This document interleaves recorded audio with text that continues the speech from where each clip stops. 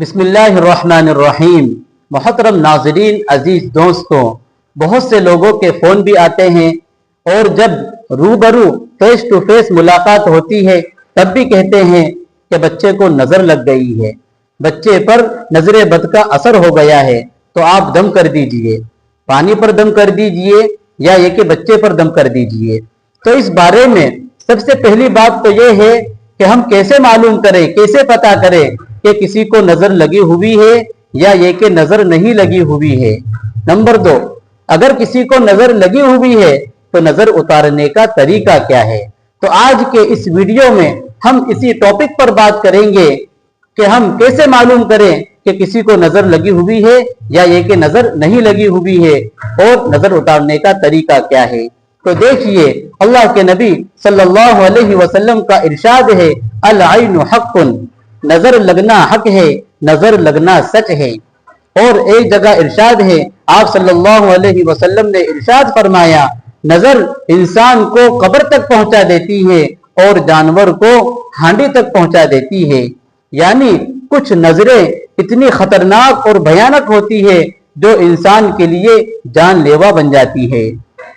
تو کچھ لوگ ہوتے ہیں جو یہ کہتے ہیں کہ نظر وظر کوئی چیز نہیں ہوتی، نظر وظر کچھ نہیں ہوتا، تو انہیں حضور صلی اللہ علیہ وسلم کی یہ 2 حدیثیں یاد رکھنا چاہیے۔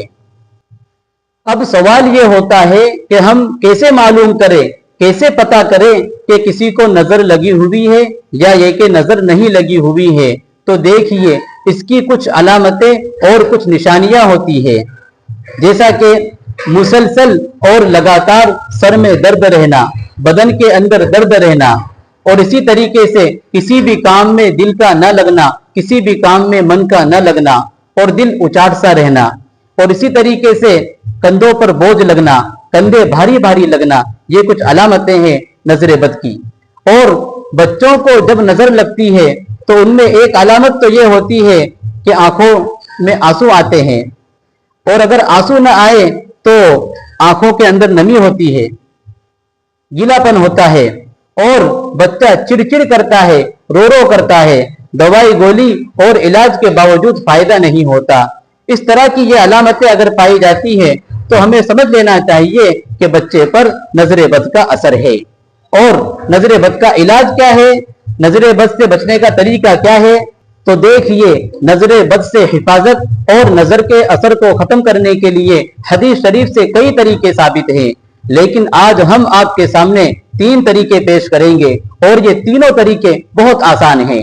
پہلا طریقہ تو یہ ہے کہ 3 مرتبہ درود شریف پڑھیں، پھر 3 مرتبہ سورہ فاتحہ یعنی الحمد شریف پڑھیں، پھر 3 مرتبہ آیت الکرسی پڑھیں، پھر 3 مرتبہ معوذتین یعنی سورہ فلق اور سورہ ناس یعنی قرآن شریف کی 2 آخری صورتیں قل اعوذ برب الفلق اور قل اعوذ برب الناس 3 مرتبہ پڑھیں، اور آخر میں 3 مرتبہ درود شریف پڑھیں۔ یہ سب پڑھ کر پانی پر دم کریں اور مریض کو پلا دیں، یا یہ کہ ڈائریکٹ مریض پر دم کر دیں۔ اور دوسرا طریقہ جو ہے وہ یہ ہے کہ اللہ کے نبی صلی اللہ علیہ وسلم حضرت حسن حسین رضی اللہ تعالی عنہما کو ان کلمات کے ذریعے سے دم کیا کرتے تھے، یہ کلمات پڑھ کر ان پر دم کیا کرتے تھے۔ وہ کلمات یہ ہے، اعوذ بکلمات اللہ التامہ من کل شیطان وہامہ ومن کل عین اللہ دامہ۔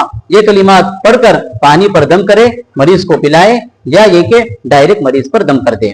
اور تیسرا طریقہ یہ ہے کہ سورہ قلم 29ویں پارے کے اندر ہے، اس کی آخری 2 آیتیں ہیں، وَإِن يَكَادُ الَّذِينَ كَفَرُوا سے لے کر سورت کے آخر تک 7 مرتبہ یہ 2 آیتیں پڑھیں، اور اول اور آخر یعنی پہلے اور بعد میں 3 مرتبہ درود شریف پڑھ کر پانی پر دم کرے اور مریض کو پلائے، یا یہ کہ ڈائریکٹ مریض پر دم کر دے، تو انشاءاللہ نظر بد سے حفاظت ہوگی۔